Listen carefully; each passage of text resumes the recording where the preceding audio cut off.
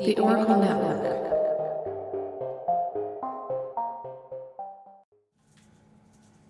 I just realized I'm doing the thing I argued about and that I hate. Oh no, I'm stuck now. I must. You're a hypocrite. No. Oh shit. Lowercase fraud. Lowercase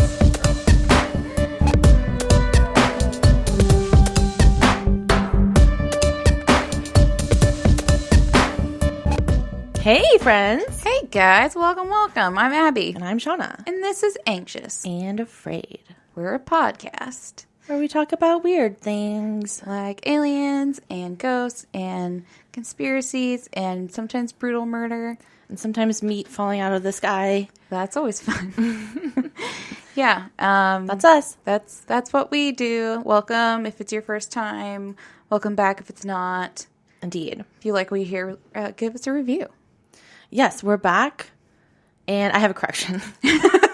We're back, and so of course we have a correction. Quick correction. I immediately realized I failed as a true crime fan, and I misnamed when we were talking about like shows we're watching and stuff, and I was talking about American Detective with Joe Kenda. Yeah. Kenda. I'm pretty sure. If I get the last name wrong now, I'm going to be so embarrassed. I'm pretty sure you're right. And then But I think I said John, and it's Joe. you're very formal with him. Maybe he is a John. That would be funny. And then you Sure. have to correct your correction. I'm wrong either way. That's how my life works usually. But yeah, so my apologies there. There's that correction. Okay. Well, that's not so bad. Yeah. But did anything make you anxious or afraid this week? Yes, of course, like all the time. Yep. Yes. But there was a certain thing that's been on my mind for a while, and I'm going to call this like clearing conscience corner. Clearing conscious.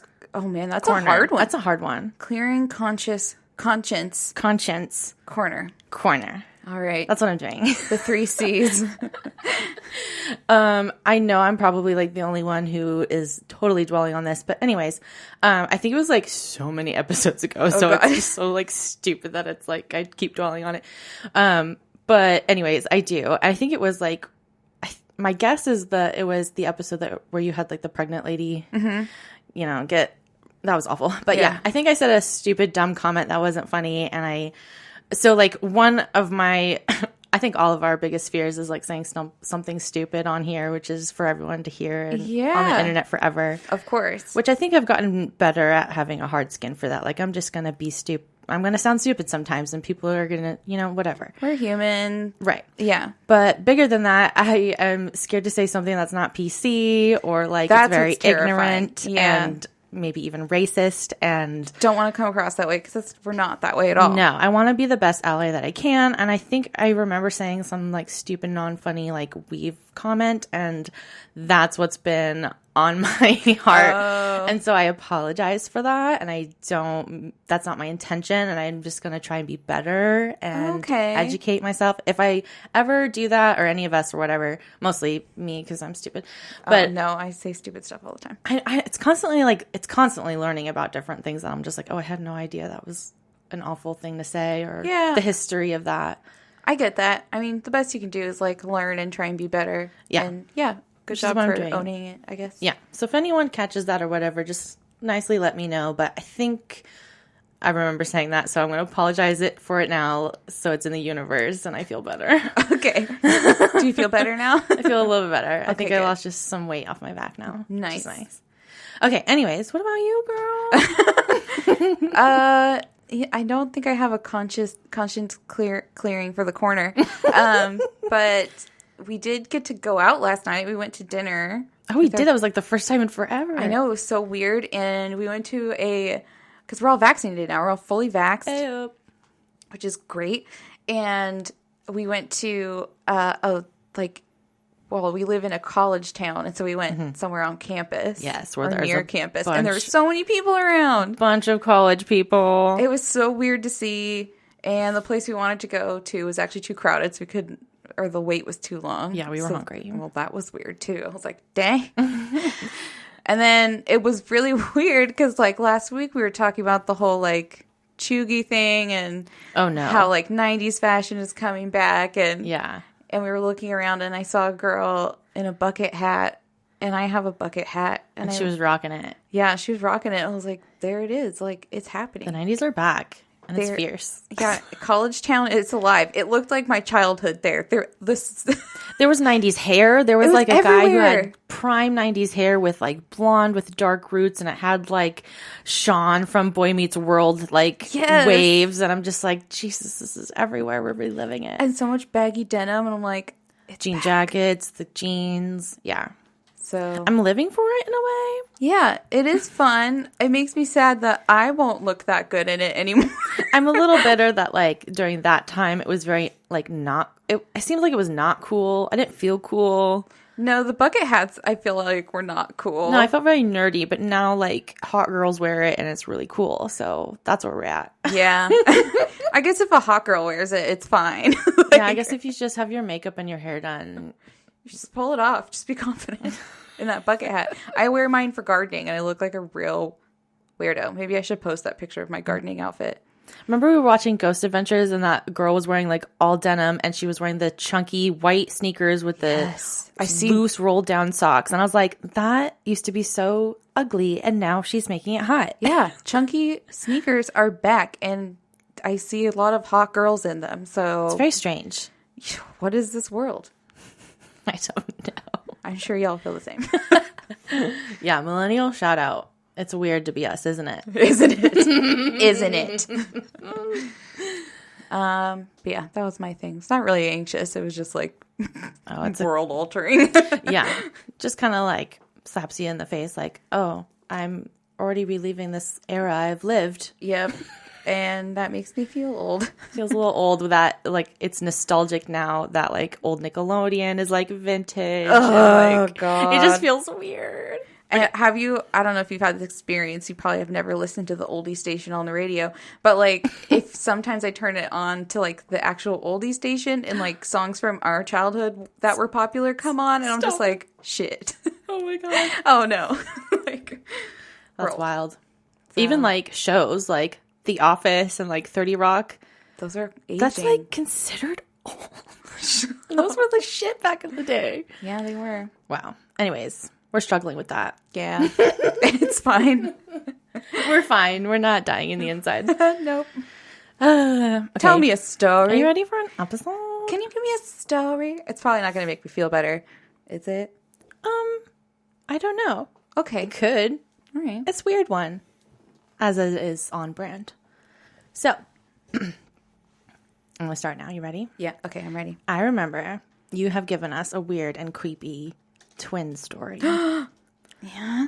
Of the silent twins, right? Yes, bitch. Okay. Good story. I just lent my friend Myra that book. We were just talking about the episode. Oh, nice. Yeah. Okay. Well, I'm here now. Yes. To give you another. Oh, God. Twin story. There's another twin story? Yeah, this is a weird twin story. But it's different than yours, so okay. Here we go. I'm doing the case of the Pollock twins. Does that sound familiar? Pollock twins. Pollock twins. Okay. Nope. Cool. So before I get into the twins, let's start from the beginning. Okay. John Pollock was born in 1920 in Bristol, England. So we're in England. Oh, we were for the silent twins as well. Oh, yes. Okay, yeah. Across the pond. And he was raised in the Church of England. Okay. Later on in life, though, he would convert himself to Catholicism. Oh, he converted himself to Catholicism. However it works. Fun choice. Switching it up. So then he met his wife, Florence, and upon marrying John, Florence also converted to the Catholic Church. Okay. So it's John and Florence. John and Florence. Yes. And Florence was a pretty strong and strict Catholic. But John, however, also very much liked the idea of reincarnation. Oh! Ever since he learned about it at the age of 9. Of the age of 9. Okay, so I'm back with the reincarnation story. Okay. cute. Wait, a twin reincarnation story? Oh, yeah, I'll explain. Okay, this is wild. I hope it's interesting. Ooh. I don't know, like, these specific episodes that I do, I find them, like, fun and easy to do. Like, they're not too long and stuff. But for some reason, they give me a lot of anxiety just because I think I'm self-conscious on the subject. So. Oh, because, like, you're afraid people will judge you for it or something? Hell yeah, judgy. Don't judge her. Don't judge me. Or you'll come back in the next life as a slug. Okay. Yes. Okay, so John and Florence started to grow their family, and they first welcomed 2 boys. Okay. In the year of 1946, they welcomed their first daughter, Joanna. Mm-hmm. Then, in 1951, the family moved themselves to a new town called Hexham in, I love this, Northumberland, England. Northumberland? Northumberland, England. That's fun. It's fun to say. Thumbelina. Yeah. And that same year, Florence would give birth to their second daughter, and they named her Jacqueline. Cute. There's a lot of J names, so be prepared. I've already forgotten almost every name you've told me. Okay. It's going to be a little bit different. Anyways, bear with me with the names and things. I'll do my best. I will also do my best to be as clear as possible every time I mention somebody. Okay. Anyways. Okay, so baby Jacqueline also happened to have, just a side note here, a noticeable dark round birthmark on the left side of her waist. Okay. So she has that. So the kids ended up being mostly taken care of by their grandmother, since both John and Florence ran their own like little milk and grocery delivery business. Cute. So cute. Like, of course they needed to have groceries delivered. Yeah. You know, it's a needed thing. He's a milkman. Right? Though the girls were 5 years apart, their relationship was very close. Okay. Like, they're tight AF. Okay. They're sisters? They're sisters, but they're 5 years apart. Got it. These are not the twins. Got it. Right. That would be a weird twin 5 years apart. Yeah. That wouldn't work, really, would it? Okay. So Joanna, the older sister, loved to, like, mother the little sister Jacqueline. Like, pretty much it's like a living doll. Like, of course, she's going to love to take care of her little baby sister. Right. And that's adorable. Just at that age where she can, like, do some things for her. Yeah. And she's like a little baby doll. It's just so cute. And that was like, throughout their whole childhood as they grew up. Okay. So she was always taking on, like, more of a motherly older sister role to her. Yeah, because their parents were real busy. Yeah. Joanna would also occasionally say things, like, weird things. She would say stuff like, "I'll never be a lady." Oh, okay. And it was, like, pretty casual and, like, very matter of fact. Like, she was just like, "I'm not going to be a lady." I'm not. Wait, what year is this again? It's hard with the years on this one. Let's see. Well, we're in the 1950s. Oh, okay. That's kind of the vibe I was thinking. Yeah, old-timey still, for sure. Okay. I'll never be a lady. Yeah, she'll never be a lady. Get it? Okay, so there's that. Now we're going to fast forward and sidetrack just ever so slightly. Okay. And on May 7th, 1957, there's the year for you. There you go. There we are. It's a Sunday church morning. And a woman, who shall remain nameless since I couldn't find it. Okay. Had just lost the custody of her own children. Oh, sad. And this was too much to bear for her, and she decided it would be best for her to commit suicide. Oh. She was not in a good place. Oh. Sad. So this lady, she takes a shit ton of aspirin. Oh, okay. Thinking that'll do something.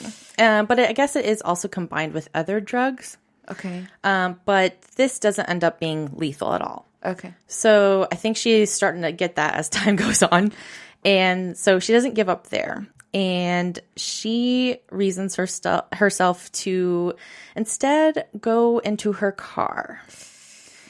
And she wanted to, it's not maybe what you're thinking. It's not like the gas. Not like the suicide thing. Like when you leave your car running. Yeah, carbon, whatever that. Yeah, that. I know that's a thing.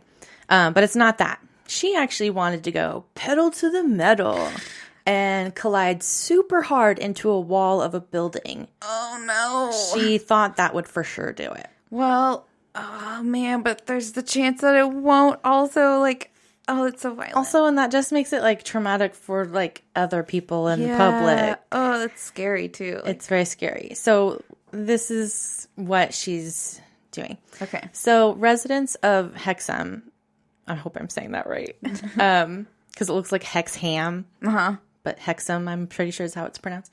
Anyway, so that morning, they noticed that she was driving a car very erratically down the road. And as she was speeding down, she sees the wall that she ends up ramming into and goes for it. Oh, boy. Sadly, at this exact moment, 3 children were walking. Oh, I'm sorry. We're walking and taking their, like, weekly walk to church. It's the path they always took together. Oh, that's so sad. So, like, it's so familiar. I know, it's so heartbreaking. And if you couldn't have guessed, the children were Joanna Pollock, and she was 11 years old at the time. Aww. Jacqueline Pollock, and she was 6 years old at the time. Babies. And they were walking with their neighbor church friend who was a young boy. I couldn't find his information either, but okay, it was 3 children that died. She rammed into them. Like, horrible. Oh, God. Can you imagine? And then she hit the, like, did she end up dying too? Let me continue. Oh, God. Anyways, here's the worst part, so brace yourself. Okay. Witnesses described the incident looking as if the children were just tossed up in the air like cricket balls. No, because they're so small. They're it's going children. So fast. She was going so fast. Both girls died instantly, but the little boy didn't pass away until he was later in the hospital. Baby. I know. Poor babies.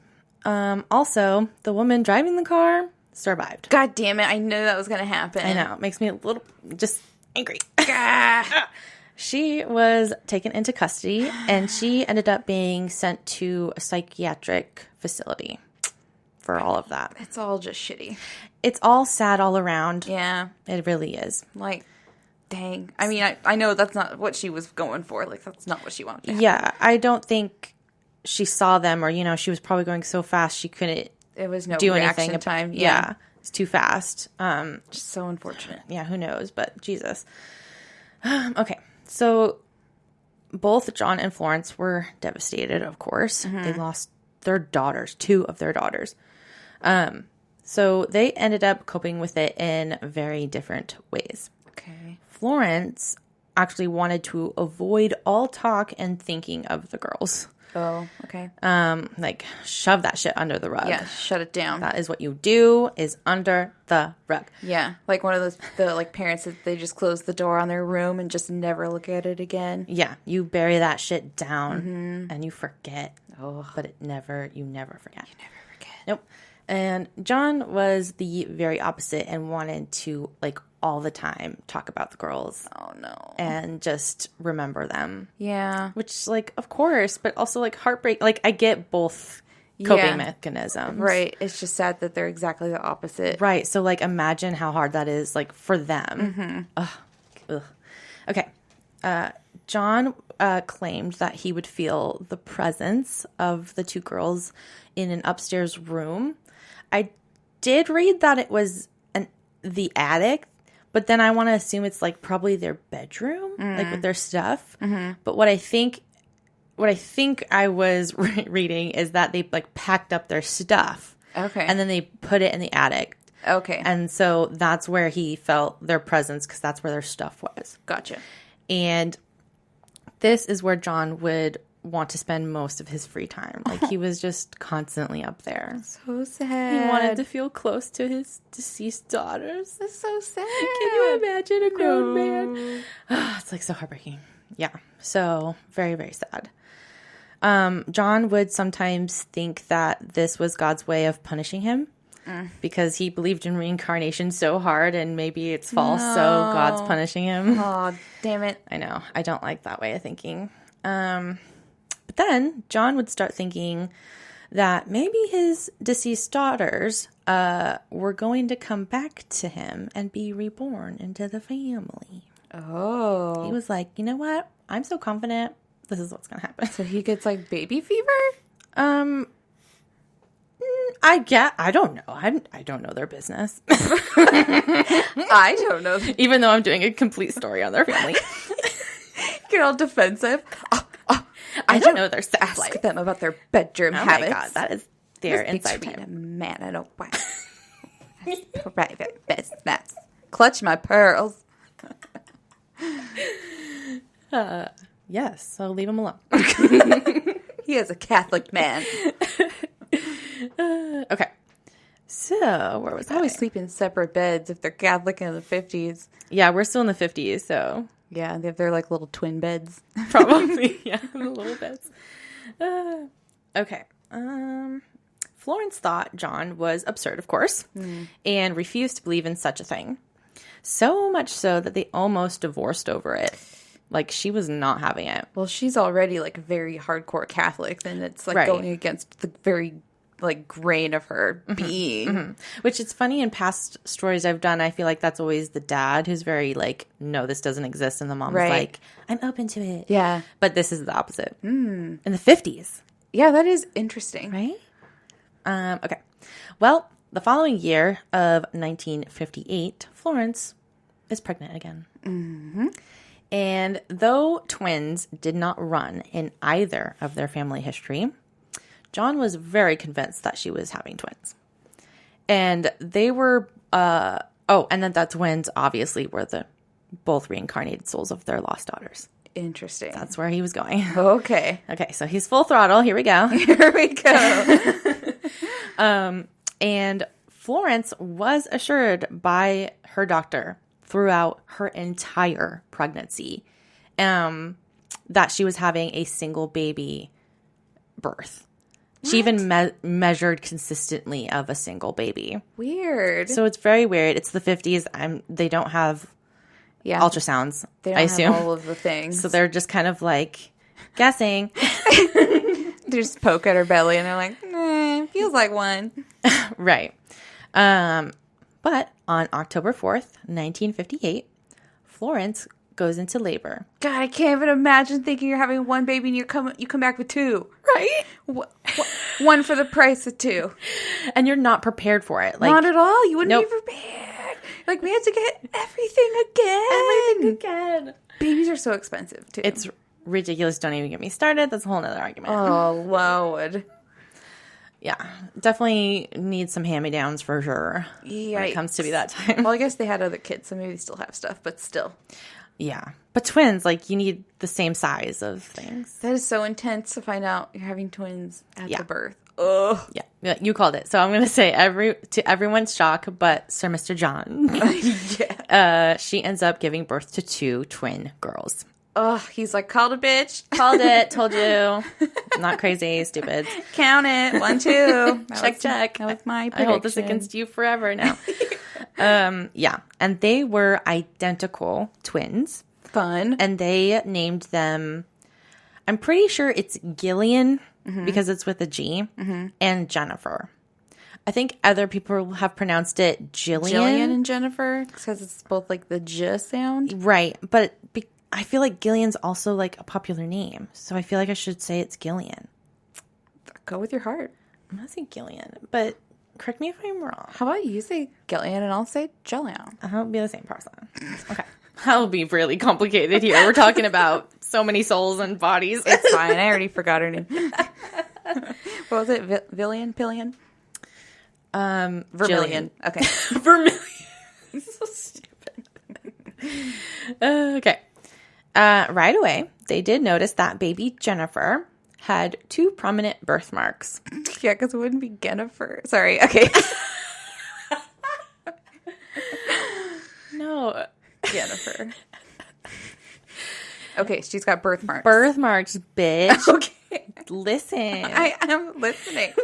You just said Jennifer, and I was like, Jennifer. Okay. No.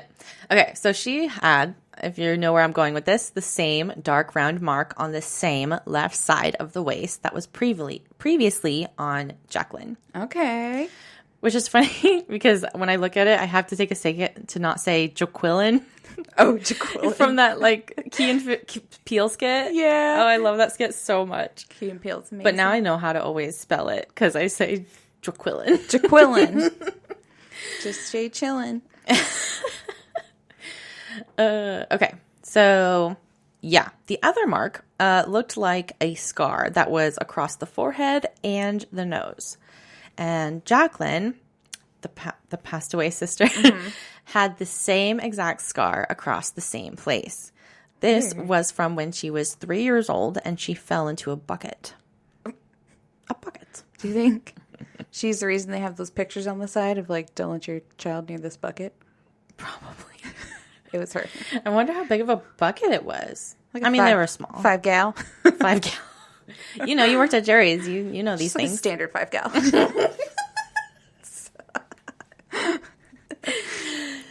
Okay.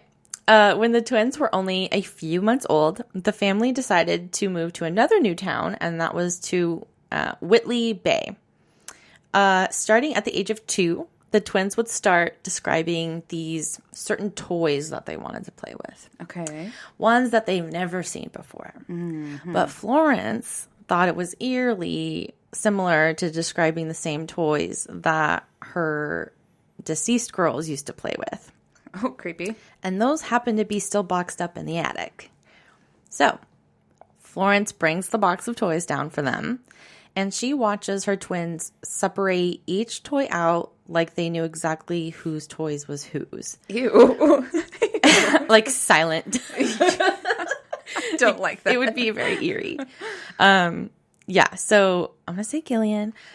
She ended up grabbing all of Joanna's toys and Jennifer all of Jacqueline's toys. Okay. So, and they never once fought over any certain toy. They just knew whose was whose. Ew, that's so weird. So, I know this probably won't help you, but Gillian equals Joanna. Okay.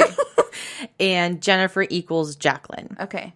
But I'm also going to try to say like the twins and the girls, meaning like the past girls. Gotcha. To help out a little bit. All right. The twins and the girls. Right. So bear with me here. I'll try to be making it clear. Okay. Okay. So we're still with the toys. They went on to saying that these toys were actually from Santa on Christmas. Oh. Even though their mom just handed them the box of toys. Like, bitch, I just got this for you. Yeah, like, this is not from you, Mom. Like, you don't do all the hard work. That was Santa. He gets all the cred. Not fair. Right. Okay, and of course, these were actually given, to the late girls on Christmas morning. Okay. So that's eerie. Yeah, that's creepy.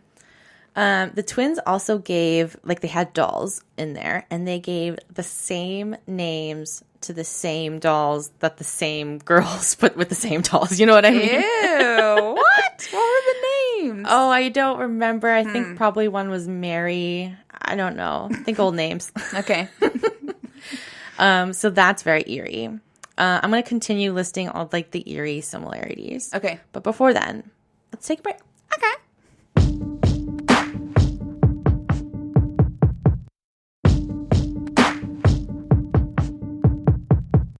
Okay, hello. Hey, welcome back. We're back. Hi. Let's get back into it. Hope you like those ads. Yeah, hope they did you well. Or maybe you just skipped them. That's what I would do. Yeah, definitely skip. Okay, so back into it. So this is all like the weird coincidences that I'm now going to be listing. Okay, so Florence would I just keep saying "and the machine" in my head every single time you say Florence. Nice. And the machine. That's funny. I always think of like Florence, like Italy or Florence, Oregon. Oh, the places? Yeah, the places. For sure. Anyways, okay, so she would overhear the twins casually talking about the accident, pretty much. Ugh. One time. Wait, when they were young still, like little? Yeah, I mean, like, they're still only like 2 or 3 years old. Ew. Right. And that's why I'm telling this story. One time, she witnessed Gillian cradling / mothering Jennifer, even though they're the same age. But she's taking on the same kind of like older sister role because that's like the soul they think that she has. So this was just like the 2 girls prior. Oh, never mind. Anyways, I know where I'm at. I know what I'm doing. It's fine. So they were cuddling and comforting each other. Mm-hmm. And Florence hears Gillian say something like, this is really creepy. Blood is coming from your eyes. Ew, what? That's where the car hit you. Like Gillian's saying this to her sister while she's like stroking her hair or something. Ew, no. Like, blood is coming out of your eyes. That's where the car hit you. Gross. Oh, not okay. That is gross. Oh my god. Eerie. Always creepier coming from children. I know, because they just are so like innocent and like.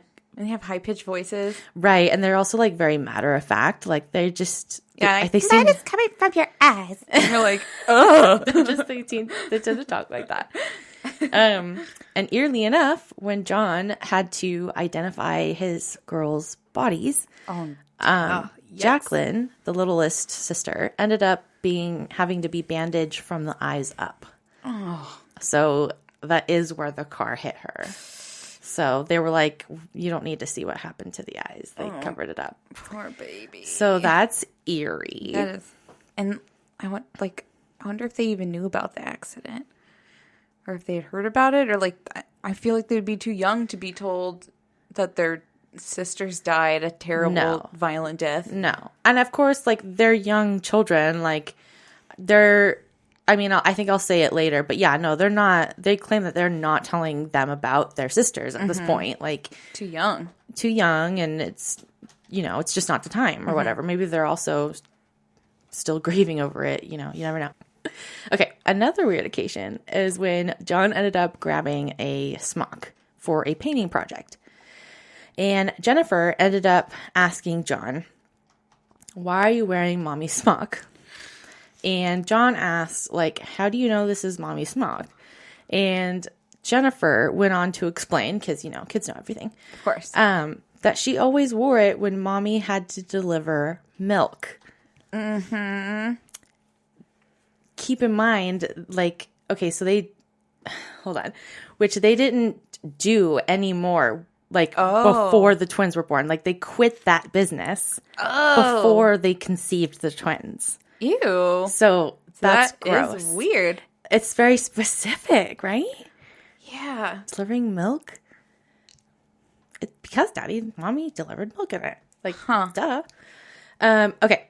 And Jennifer even got frustrated with her twin sister, Gillian, who was allegedly the older sister who passed away.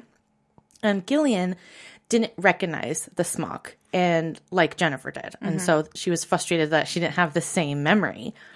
But this is because Joanna, the older past sister, that's deceased, was always at school during their deliveries. So she never really got to see her mom wear the smock. Interesting. It was always Jacqueline, the little one, who stayed home to witness it. Oh, weird. So isn't that interesting and weird? That is. Like, it keeps connecting to the same sister being the same sister, Mm-hmm. Anyways, it's just, I love it. I don't know if I don't know how I'd feel as the parent. Like, would I be That's creeped eerie. out? Yeah. I guess John was just like, I knew it. Here's all the signs. Yeah. Well, maybe he's probably more comforted by it. Oh, yeah. I would be too. Yeah. Like, they would be like, they're back in a new form. Yeah. Oh, that's why I love these stories. Yeah. And then I'm like, well, or they just have like that twin connection, like. Yeah. Oh. Also, eerily enough, the twins also had a growing fear of cars. Oh. They would tend to panic together if they were like outside and they heard like an engine or saw a car. Mm-hmm. They would yell out things like, the car, it's coming for us. Oh no. And they would like hold each other because they were both panicked. Weird. That's so sad. It's sad. The family then went to visit the city of Hexham. And this is the first time in years that they've been back there.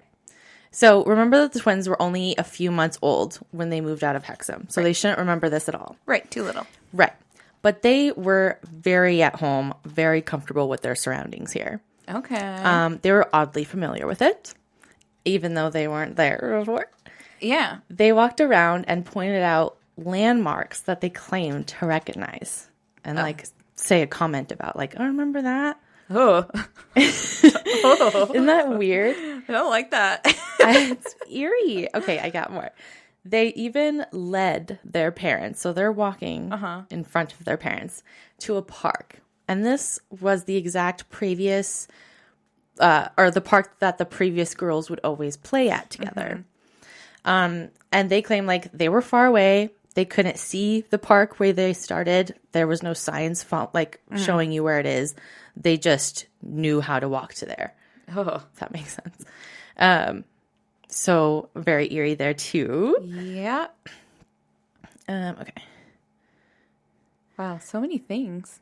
I know. It just goes. The list goes on and on. Gillian, the alleged older sister, also knew how to hold a pencil right away. And Jennifer would try and write holding like with a fist. You know how normally kids do, and that's kind of odd because they're identical twins. But like Joanna, the older sister that passed away, she ended up learning how to write with a pencil correctly before she died. And Jacqueline was only 6 years old when she died, and she never learned how. Wow. So that's why they think, even though they're twins, one is more advanced than the other? Yeah, because she's acting so much more like older and more advanced, than her other sister. Which is so creepy. Seems to have skills that she shouldn't know how to do yet. Right. And even though they were identical twins, they even had like different body types. Which I feel like that's unusual if they're supposed to be identical. Yeah, I thought that meant that they would have the same egg splits. Right? That's how it works. It's the same one. Same egg splits. It should be the same.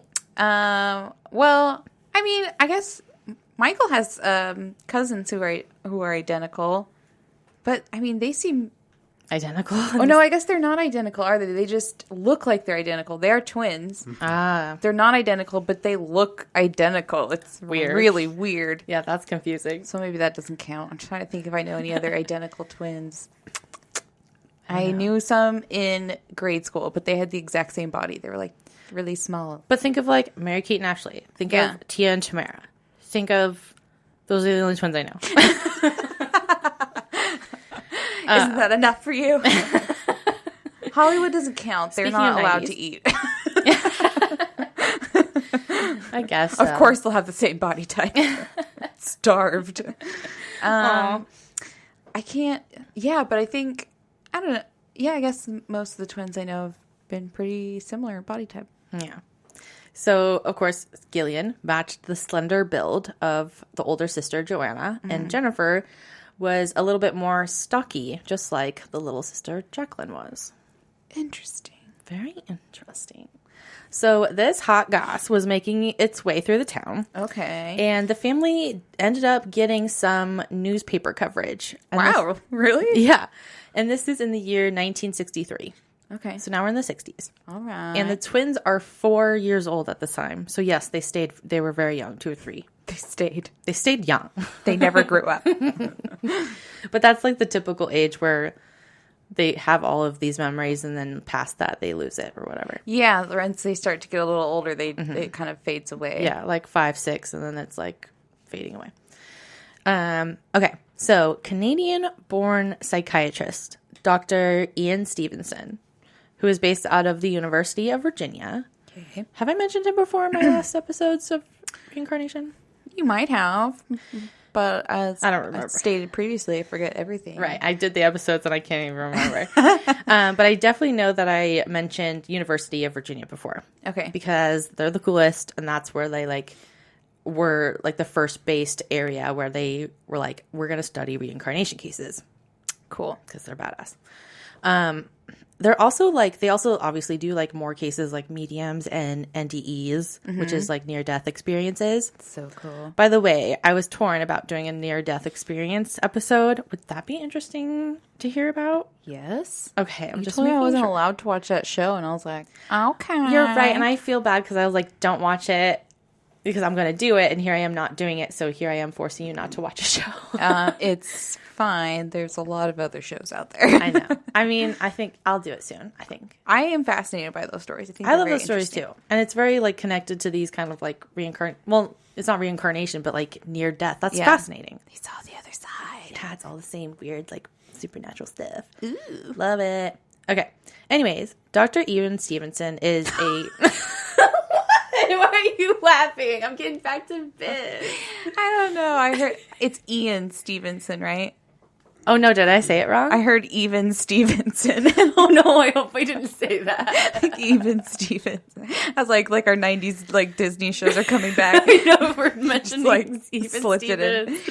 Even Stevens, the psychiatrist. Sister. Yeah, with the twins. Okay, Ian Stevenson. Ian Stevenson. Okay. Calm down, Abby. Even Stevenson. Calm your tush. He is a prominent, respected professor in the research of reincarnation cases. Okay. He's very respected. Okay. If I didn't say that before. I'm sorry I disrespected you, Even Stevenson. You respect him. Okay, so he ends up finding out about the Pollock family. Okay. So not the other way around. Oh. So they weren't fishing for him. Yeah. He was like, this is interesting. He heard hot goss. He saw the paper and he's like, this is hot goss. So he ended up contacting the Pollocks for interviews that very same year, 1963. Mm-hmm. So Dr. Stevenson would visit them again in 1967. Okay. And he would always like remain like in close contact with the family throughout the years. Mm-hmm. He would visit them again in 1978 when the twins were 20 years old. Okay, yeah. I was like, oh, dang, they would be pretty old at that point. Yeah, yeah. So that's cool. He was very close with that family in contact. By 1987, Dr. Stevenson wrote a book titled Children Who Remember Previous Lives, A Question of Reincarnation. And this is where he goes in depth on 14 compelling cases of past lives. And the Pollock twins are one of them. If only you liked books, Shawna. I know. I bet that's a really good book. I would probably read more of these kind of books, maybe. I bet you would. Just pretend you're scrolling. I don't know what it is. It's just hard to read books for me. I read a few. I got some down in my belt, but don't enjoy it. But I don't like it. Don't care for doing that. So Dr. Stevenson studied reincarnation for 40 years. Damn.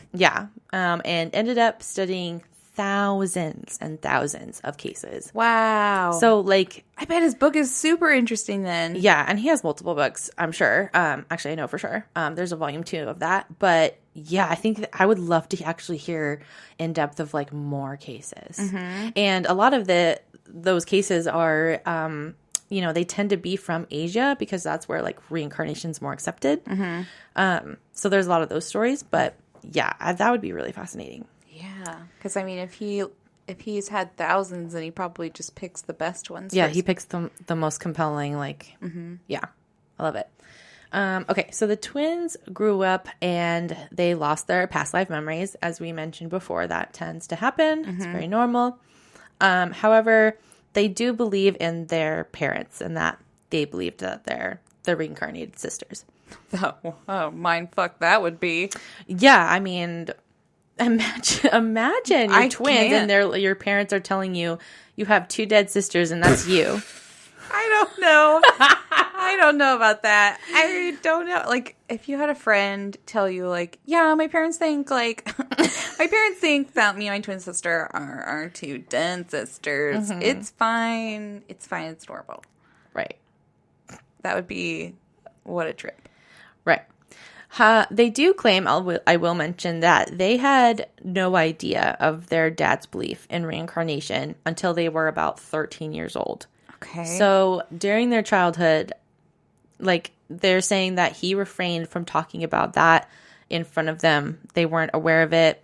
I think even claim that they didn't talk about their sisters much. So they weren't making like open comparisons. Right. So the family's like claiming like we're not feeding this to them and this is weird that it matches and we're telling you it matches because we know our dead daughters. Ugh. So you have to, it's like, it's one of those cases where you have to believe the parents or you don't believe the parents. Right. You know?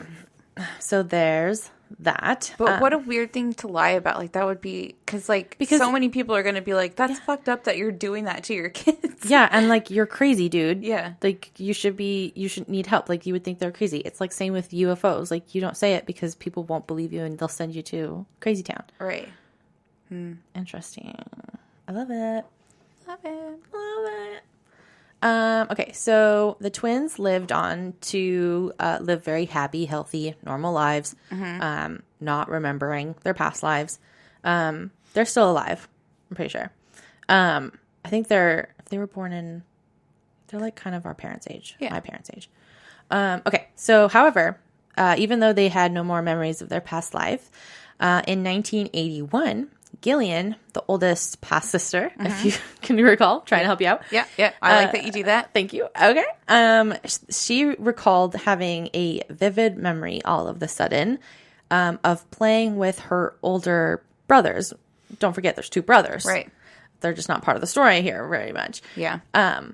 But in her vivid memory, her brothers were younger than what they were when she knew, like when the twins were born. Yeah. So they couldn't have seen. Right. You know what I mean? Yeah. So yeah, she describes the house that they were at and the garden in perfect detail. Wow. And and this is in a town, this is the town before they moved to Hexham. So if you remember in the beginning, I said they moved to Hexham right before their second daughter was born, right? Right.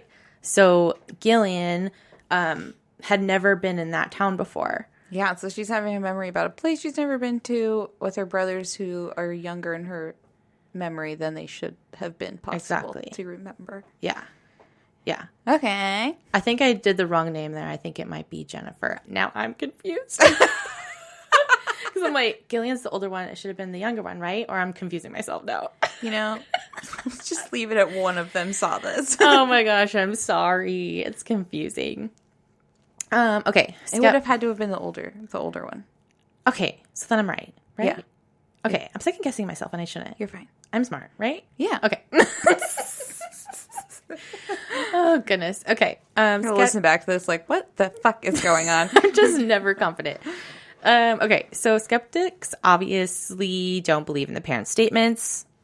I get it. They find it to be like a weak story with little evidence that the twins could have absorbed previous knowledge of their sisters since they were born to the same parents. Like, who's to know they didn't sneak around and see pictures or... Yeah. I don't know. I mean, I can see a lot of arguments against it, like the birthmarks. Sure. Like, I mean, that could just be their genetics are strong and they get similar birthmarks. Sure. To their sibling. Yeah, I mean, I get all of these arguments too. I mean, they're pretty valid. And like personally, I find like the James Leininger story more compelling than this one. I feel like it's just more evidence. Like, there's more verification. Was he the baseball player? No, I'm sorry. He was the World War II pilot. The World War II pilot. Yeah. Mayday, Mayday. Yeah, that one, which I love. I still think that's like the greatest story. I liked both of those ones. They were both really good. Thank you. Okay, so also the parents, well, at least John at first, already believed in the concept of reincarnation. Right. So, like, wouldn't that mean that they would be totally biased? Am I using that in the right way? He would be, yeah. He would be. So I also get that argument because he was like into it. Especially since he had like a preconceived notion of it before the kids were born. So like people could think like, well, he's just like projecting that onto the twins. Sure. But then he had that like whole like, we're having twins. Yeah, I mean, he predicted that. The doctor didn't think they were having twins. They did not know that until the birth of them. Isn't that wild? As someone who had 2 babies, like I would think you would feel the difference. And that she would grow big, right? Bigger. But maybe she was, I don't know. I mean, twins can be really small. Like Sarah and I was only like 6 pounds, I think, and she was only like 5. So pretty small babies. Yeah, makes sense. So I guess it could happen, but Wild. Yeah. Okay. And there's also a theory that it could have been maternal impression. So this is kind of funny. If I'm going to try and I hope I don't complicate this even more, but I will. I was just having this conversation with my dad the other day about how like there's maternal trauma that can somehow be transferred to a baby, like when a mom's pregnant. Oh. And like that we can have the same insecurities or fears as our moms, I guess. Like she imprinted it on you, like she was feeling it so strongly that it just kind of like, okay. Yes. And so I was suggesting that. I was kind of like playing the part of arguing for it. Like, what do you think about this? Mm-hmm. And then he was just like not buying it at all. He's like, that is nonsense. He doesn't believe it. Nonce. But I mean like babies. Nonce. I feel like, but babies can like hear in the womb, you know, once they get to a certain point. Mm-hmm. And so I wonder like how much they do absorb. Yeah, I feel like babies would be like smart and be able to absorb more than we probably think. Who knows? Who knows? Okay. Excuse me. However, like it's weird because then that's being used as an argument against reincarnation. Okay, right, because they're saying like they absorb that information, which is already like kind of a weird. It's another using, weird like a weird concept. Theory to prove or to disprove another weird theory. Yeah, like I don't like it. Yeah, like I'm basically not into it, but I just don't like that argument. Here we go. I had to say it. Fair is fair. So, yeah, so like maybe Florence was grieving so hard that she was like constantly thinking about the girls, right. And that's how they think it works. She's constantly thinking about it. So she's imprinting those memories into her babies. Yeah, because she was bottling up all of her emotions. So maybe she just had like an overflow and she put them in her babies. Yeah, yeah. And like he's constantly talking about them. So they would be hearing about them in the womb. I think it's interesting. I think it's an interesting thing to talk about. It's a very interesting theory. Mm-hmm. But with that, with other, like, most past life cases, like, that's not normally the case. Like, the people's past life memories are not about being reborn within the same family. I was going to say, yeah, that is interesting. That is different from the other ones you've done because those ones are almost harder to believe when it's, like, a famous person because you're like, well, right. Yeah, you just picked a famous person. Sure, and I get that. I get it. Yeah, but this is, like, within the same family. But it also could be... also argued against because they had the kids within such a small time frame of having such a loss. Mm-hmm. So yeah, so like typically with other cases, like they are usually like in completely different countries, maybe even different races. Like that's what's so interesting about it. So it seems like that can't be the case of imprinting those memories. But arguments are arguments. Mm-hmm. The parents also could have just been severely stricken with grief over losing their two and only daughters at the time. Mm-hmm. They could have read too deeply into the twins' comments. Yeah. Like we were kind of saying earlier, that maybe they were just like looking for it and hoping for it and like just reading too much into it. Yeah, it's like a way of comforting yourself, like with your grief. Yeah, and it seems like, you know, John can look a little crazy.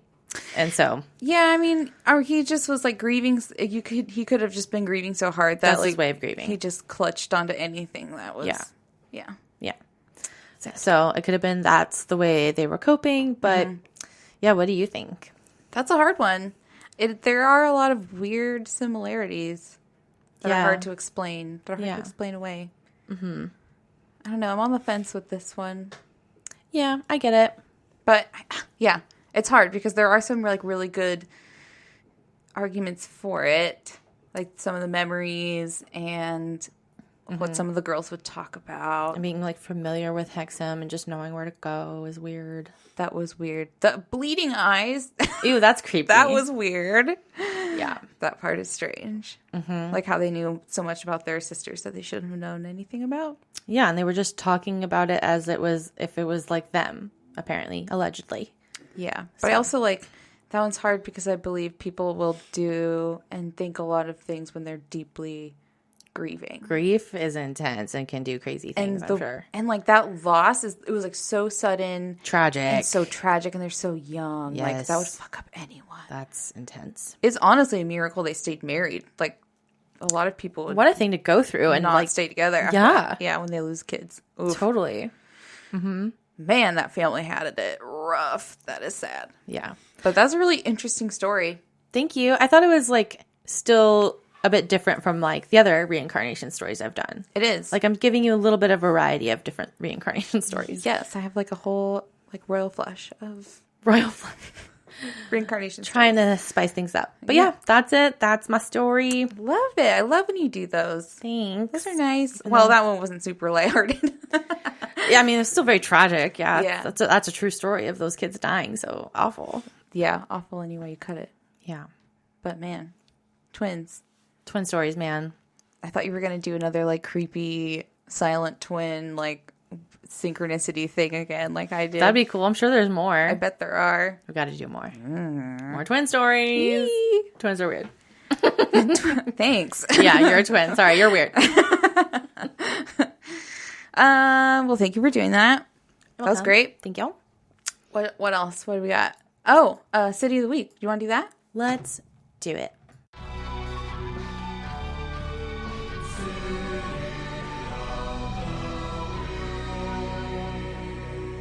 This week, you guys, it's Eugene. Aw, Eugene, Oregon. Huge coming through. La Use, and with an honorable mention for Oakland, California. Heyo. Our little neighbors over there always giving us some love. Love me some California. Thanks, guys. Thanks for listening. Thank you. Do you have any suggestions for like what you're watching or listening to?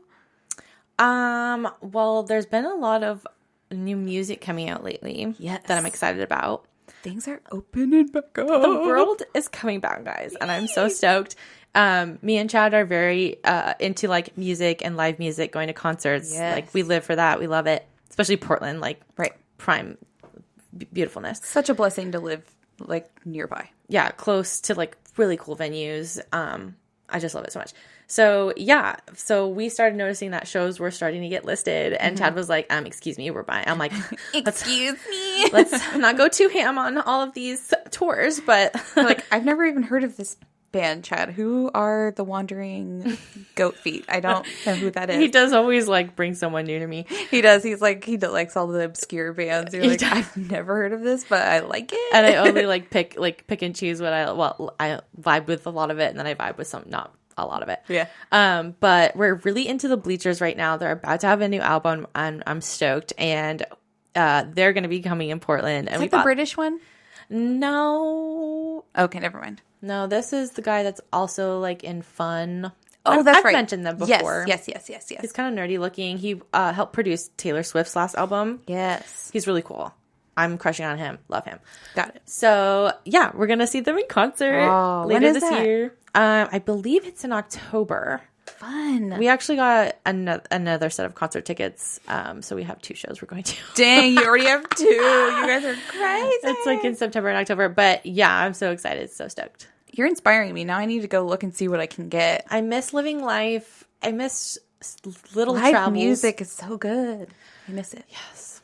So we should find a show that we can like maybe all go to again.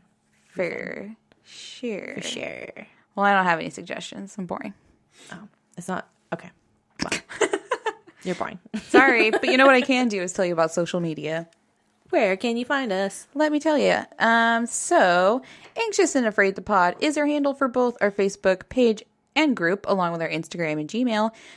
We have a Twitter at AA the Pod. You can support us at patreon.com/anxious and afraid. If you do that, you get some pretty nice perks. You get ad-free episodes that are released a whole day early, and you get a free sticker. Let's see what else. We also have some fun merch if you're interested. You can find all that, and it's listed on our episode notes as well as our website, which is anxiousandafraid.com. Mm-hmm. You can also support us for free by leaving a rate and review, please, please, please, and subscribe to our show, and tell your friends to listen. Do all of those things that we listed, and thank you. Yeah, we would appreciate all of it too right now. For sure. How do we end these? Oh yeah. Yeah. Hey, Shawna. What? That was a good up. Thank you. Then good night. Okay.